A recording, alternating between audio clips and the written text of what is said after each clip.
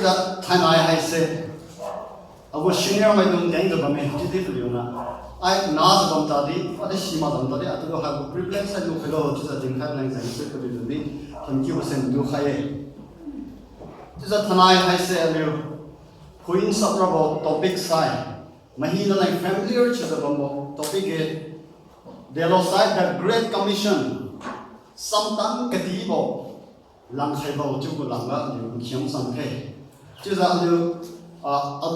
message ra bathang nage duna din khai ta ra just khansia mai ra but you want I said guru chu ba mai ba mu du ye de alu ka khat khiam sam the just alu khiam suma sama ra pi ko kan kha kin the a pi tin wa na to these 22 day nang na 19 one koi bo around LBCI ga na na zu around hai the hoy ani ma thil zawang rom sai sa nungula king hai se makhiam sam la buwan bi khaduga nang na ani sun hai se le khalo khari ik son bo I wadi sima ro mai chu zum da rocky ting wona na sam sam kha nungu yu pena na zaw khai sa nungu thaidam ka dai ka keng da bo buwan chu ra thoi khalo Jesus Christ da na kan kha khini amen to hoy ani scripture ken thak pina just ken khai re Matthew chapter Matthew padum kai sa ko lar yang Greek sa ko su makai dam ji za kien khani de isa alu Christian ma kha chi za so sia ma Great Commission samtam ka di lang khai bo chu ku lang wa bin sa sia ma si kum si ma kum tu ma de Christian kha chi ba ni ba tu ma sa khang sia ma sa Great Commission ya de lo sa alu missionary lang ko za non Christian ma dom to convert chi bo chu sa di ma ni ba mi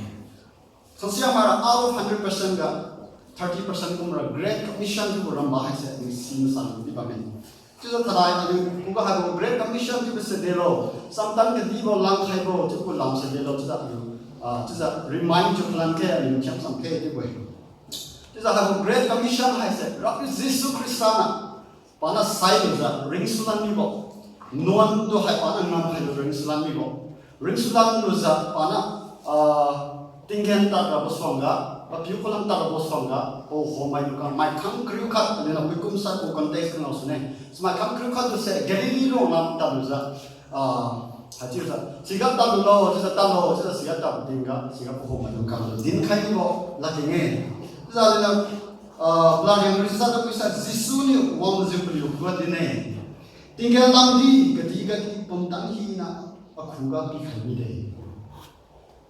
tinggal gadi aku ka pumtang kiam asa di kami deh tuai rai ang ngam mi deh lalu tak slow tidin boy tak slow ina lalu tu defend ko boy ye tak slow nalu serius abam tadi nalu ko ka dangerous abam tadi nalu dona ya sap halu boy ye kadi nalu om na mi to nalu size abam tadi ye ha kring no ye nalu swan abam tadi ye ha tang no ye nalu size abam tadi ye ha kring no ye kadi nanula tiado bo tenri ha se ina pita tu kharo ye so rabbi Jesus Christa suna ha santan ki kharo ha delo taklo jiwe aga taklo jibuga ajina fuike saune taralo just evangelist missionary rona tarma masa alu pastor mai dona tarma tima sai wa church ko tenga ta uza tingwala ke simak mai simak mai kan pura tarma saune taralo haga alu responsibility ba me nda alu church ka chuza alu deling church ki bom lo deling saki ki bom lo rap tu thon ki uza tmasa tu ko homala ani ki bom we alu purpose alu responsibility ha de lo tsa talo ti we talo ti ram missionary na ta lage jadi alu kam tiu ha se have Great Commission rap yuna alu lang sam tan ki habo ka di bo ha se lang ha bo ha se ani ma tiu na responsibility e de kan ni jadi na pikum tinga aliku responsibility ha delo tinga na hai se missionary evangelist yuta tat ma kom tadi nungu ngam hai delo na hai se tangam la kom tadi na kiga donglu za kain chura la pige ba me kadi na hai se tapan nam la kom tadi nungu kababo hi ne se tingwala ke hai se sima ma wat si khai mi la na hai se nungu kababo hai se pipa la pige ba mi boy juza na tapan nam la kom tadi ha ngam se kam ne sa go nang ang tingwang rob yusna yung lain sabtan harus nang itu tu khawe just alu na haji sa fulkum tinga go taslo tu sa tu tak tinga zarapu Yesus Kristus tu simak mai na Kristen mai dukana alira tak zarapu tingo na kering bala ke sa din khai boga tunan siu khane khadi silu ne khadi malum khani ne chuza pelu ha convert chune de rapu to ha khum ro hai sa alu purpose le za alu na ha ga fulkum sai mawe Acts chapter 20 verse 35 lan mawe kadau mai sok ki pat nu salu ye ju就是你个当初给把你生意，就是，特别是苏格兰那个点子方面，还是水质那个那个呢。那当然老子们大地 missionary 当然们来，那 support 就还好 ，mobilize 那个能够 sacrificial 个帮忙还是，那 example 个能够 salary 还是50,000个5% missionary 来比还好。那missionary 能搞比还定个 mission evangelist missionaries madu ka taluza rapi Yesus Kristus la chekring ko ha se ding khai convert chi boga mai khangya convert chi boga khangkha evangelist lange tidi khangkha ra pipa ko mai lange tin khai ni tida ali na fikum lanja making disciple go therefore to it English na go therefore taluza make disciple of all nations to it disciple just ali na khomai ti chukarabo to hai the tunes of chukaralo just ali step of sumame making disciple to Christian taluza sipak ko convert to hai na mage making disciple to first step in the free side evangelism na taluza mission field ka taluza puli to hai green block and setting khaisa puli see to convert to kadu puli to hai disciple pichu khaba disciple pichu khaba to disciple paha convert chilo za the tulo dingong la ka sa tu za be mature chu khaba khadi disu khaba I should making disciple to boy just ta za convert chu khaye kha pelu lang sa gospel track khaye khadi pelu language pelu la ka sa bible has to translate kam khaye crusade kam khaye khadi ha church ka pulpit ka preaching chu khaye hai se evangelist ko ngame just ala na mathang step become such edification pelu kati khabo convert chu na swimage market ka ta preaching chu khabo na swimage khadi church ka preaching chu na swimage jadi ala na de kam lo just pelu sa convert chu khabo za pelu ha convert chu khabo na nge na ko ta pelu za bamboy na example na puya nge na pala puan ka papuina puan ka khtinga patu za sa patu do ha kier chu khama tenga masa betul sama kuat khama tinga corona pa hai cha jisu ngam lage betul do ha kier chu khala ke me kha khala ke me nursing chu khala ke me sa papuina betul do ha mo di khange di khala pa mature chu e si ba kunda le gospel di the chulo to sai nam di hai se ta lu za tingwa ke din kha za convert chu ba sai pelu do hai se tingwa la ke ngam mature chu khala ke me sa edification khabo ki mature khabo to go chisa na frequent thing up you have to kasam chi convert to janga so how to pray to can you like a ti khabo kare tingong la ke has the tu za kian lo to se ti khabo haro na ma the tu za tingong la ha ko hom lo kadi buring tinga difficult question one mo buddha tu ka sri mo to sa question ko sa one se deal to not like to be mature to khabo haro na ma the basic doctrine about God Ingmang ko basic doctrine ay sa tuyo ko kati khalay tuwe begin mame ay sa alim kati khaya sa ko kati paliw do ay sa to bear for his sake rapi Jesus Kristus lang sa so akeng sila nung lang tuyo kati khalay begin mame kati kumura ng malong rosa kati panat na pabanghi nga itak ne je ko maturity sa ko ba mamalayan kati khalay begin mame hay hinga sa alim kati kami sa ko ay sa mature to pa chumi ko mai de betul sa convert chu khaide khadi tingwa la kenga is a mature chu khaide message chu khata uza ade chulo kasumbo pisa equipping peliu do hai kadian mui khabo kati mui khabo jintinga pana convert chu khaido tingwa la kenga mature chu khano simi de tiu tinga sibo pius na convert chu khabo pius na mature chu khano za mai ka tamai ko ta la za pana mai ka tamai do tingwa la kenga din khalan ta peliu convert chu lan do Lidu bisa mature tu kadang bo, jadi matang enon, jadi dah jadi kampai bo. Hai se making disciple je boy. Making disciple tu saat tahu, jadi Christian convert tu kadang making disciple cuma ke. She said a part to way, part of making disciple. Making disciple is a whole my picture to have some way, one word way. Kadi I say or later one on one job face to face. Just come like again by me way. Za the kind of come sa tan sa pabam hi na na chi way. Just Jews my the kind of haching maning. Pelura Messiah hai se pelura rona ne just pelura na rona ye just pelura maning bam ni way. Jadi tu hai Jesus Christ na pelura samtan kadibo lang khai hai se. De lo sa ta sa kadi pri pakhyang na ga Kering lo keng hai se din khai lo. Gospel la keng hai se din khai lo khadi khomai pi chu khai lo choi. Just a number verse 19 ka siniu ka bam hi na ka na yu ta ziu za hi na tu khomai pi chu khai ziu papiu pana masan go hiu pina zan ga su pli tu ta tu khom khai lo ji pli do ha khomai pi chu khai mi de pli ha ko me church khomai chu mi de Christian convert chu mi de si go sai pli do ha baptism pi khai lo ji baptize you hello. Just no my catch na papiu zang ka baptize you go to hai. Papiu ku promise. Kadi papiu ku ba ito hoira nungu lo na ma pi kha jong mo nungu sam tani hi na se ni ma zai mi de just ra papiu zang ka pa ha baptize kam ni boy. Kadi pana zang ka baptize kam se de lo just sa to hoira pa ha aku messiah ye. Kadi patu du pa hai se aku kering mo pa we just lu khai mi de just na baptize kam ni boy. Kadi yupina masanbo yupina ka nang baptize kamu se delo tisa ko nang hai se to hai yupina masanbo sana atu mazang khai ro boy kadi atu bu khai ro boy tisa nang mazang ka se baptize kamu boy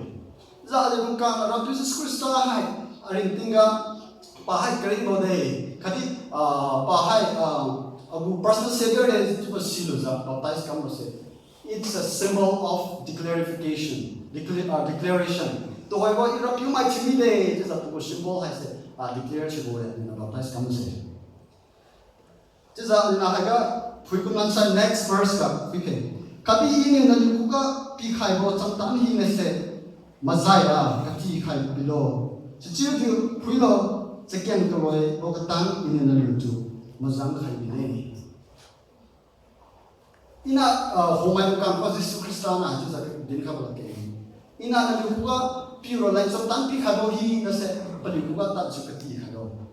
pali ko kati khasa pali di ina some tan pi khawo hi na se mazai ro kati khado chu boy ji sa pali na de lo to sa de mazai lo de kam lo ji sa ali Christian mai ali rock pi to siva mai ka chu sa ali hai de tu lo sa ali ko duties hai se de lo sa rock pi na pi khado some tan hi na se mazai le khadi samai na hi na to hai di pageng pa mo ga ali ko obligation de kam sai wi lo chu mo hai se ali si lo za ali ko duty hai se rock pi na pi khado some tan hi na se ali mazai le hal na maza na fi kuman sa last ko sa ati lo de sekian ko mo tang ina na lu tu mazam khai ne za Christian convert chu ma mai hi na sa mature chu to hai ba bali hai se za ko mai chu khai mi de baptism kam khai mi de kadi to hai ba bali hai se cham tan hi na se mazai la din khai mi de za ini ko lo ko tang sekian ko lo ko tang na lu hai mazam khai ne sekian ko ko tang sa ba de chu de lo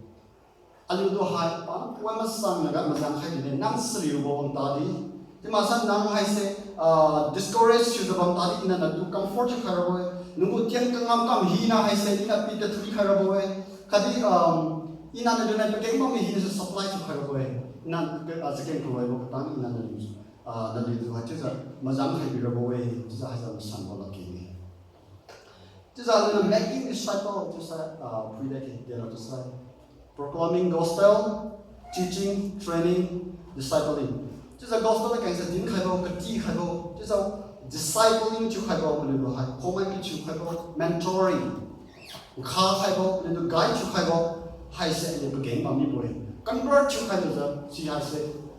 you rock you great commission, sometimes katibo, lang have a said, fulfill chumaki. Preaching to have a nasi said, fulfill chumaki. Did it fulfill to have a lot of things? That was now I say convert to Kaibo. Kadi now I say to Kati Kaibo. Think more like a be measured to Kambo. Haido I say making disciple of the way. chứ giờ ở đây đông cam na papiu mai đông cam na papui mai đông cam na na mai đông cam na tingong la ke nga kati khai da pi pelu do sa thang khang za rab tingong la ke nga sa kati ni kati bo hai se di making disciple penu na thanks to di sam di khang tinga mai ka tam mai du penu na kati khala do boy he said ni responsibility hai se di homa ki chu do ti boy khati pastor na church ka preaching chuza congregation ma do pai ka na one of the pastor na kati khat se si do bo khati church ka teng khana great commission ha bo kadian lang khai bo hai se tam tam kati bo lang khai bo hai se plu ka na si do za church elders khana mai ka tam khalam ta lo za hai bo kring bo ka ni se din khai bo plu do pi messer ka lang za ta ta early christian ga hai bo hai chiu za plu hai se church hai se growth khoni bo christian sa ha bo za ga so teng pa ni bo his exo aliu responsibility hai se aliu chi ke khari great commission hai se aliu thanai chi ke great commission se delo sai bo ta bu so kan kring block ke sa puli kuga siu daima bo rapiu samsen siu daima bo din khai bo khari plen chiu kan se chi khai bo khari mandum khai bo khari puli do hai mandum khai do za puli hai do hai baptize khai bo khari kring block ke hai se puli na maturity do za mai ta ba din khalam za chu za hajib ta do hai se making disciple khomai bi chu khai bo khade hai se great commission alina hai bo nam hai se kam sai bo aliu hai se rapiu na cham tam ke di bo aliu lai lang khai bo nam hai se aliu fulfill chi bo mai nam ni hai se ha bo nam kam mai sai bo de chu mai lo alina james ka james na ro christian mai kha chi do za singa mai se kam ma mi sa bo sai bo ji mai ji sa to hai one mai ka na they are crazy about the photo K-pop so cuma saya gaming, kali tu kan mampir maju kang sana de lo, election tu orang lain desa, election orang pun ga, jikian maju kang di sita de sigara, tu pot pot sa, tu di keng bang boy, hai saya hobi le de, jadi ada rock you nak ada de sam tam di khai bang lo, tu saya di sita mi lo, ada Christian mai kacil sa de lo, ada purpose sa sita mi lo. 就是这样的地方，那Christian嘛，就是能够健康还是能健康嘛，一下那还是才多一点。就是能实现干嘛没啥个，他妈啥，怎么买东讲了，就是 gaming，可是这个 fashion，对吧？sekarang bukan example kita bisa main nomor fashion tinggi juga kami, tu be, kita main东讲as, serah kita kerja saja, ira serah kita lah, wani hasil serah kita lagi, jadi ini fashion tinggi juga. 就是不例如，serah kita berita beli itu jadi apa? Serah kita dalam saya nang pun serah kita bermakai. Jadi nang fungsi orang itu tuan kiu ni dah nang serah kita bermakai itu jadi apa? Sekarang ni ada apa? Tuhan kain mami boleh. Jadi ayo, kalau aku ketipu aku, lulung hai se, aku ga ayo bami sahaja. Nang hai se, rob itu sampai ni kalau hai se nang purpose se fulfill cuma ke. Kali nang hai se, pukul tiang se tiang misal nang hai se saya macam ni boleh. Jadi esok nang ayo hai esok ayo purpose hai delo. Rakuna ada lain sabda tu kita ada responsibility ada lo, jadi ada sih macam, ada rakyat ngam hai se, ada mission ngam hai se, keng rakyat bawa mau songga, mai bukan juga gospel keng se, ini kalau Kristen keng se gambar cerita, ciu kok perlu lagi, ada purpose ada kamke jadi tinggal ni, jadi agak so ada message tu, lagi tanya, jadi asal tinggal aku senior mana kan, ini dinasti video orang jadi tuna hai se rocky ko purpose de tisa aga tu sa khang khai boy tisa chiu khamai mo chiu na peri ga ti mo na pidam keng bi ho chiu lo amen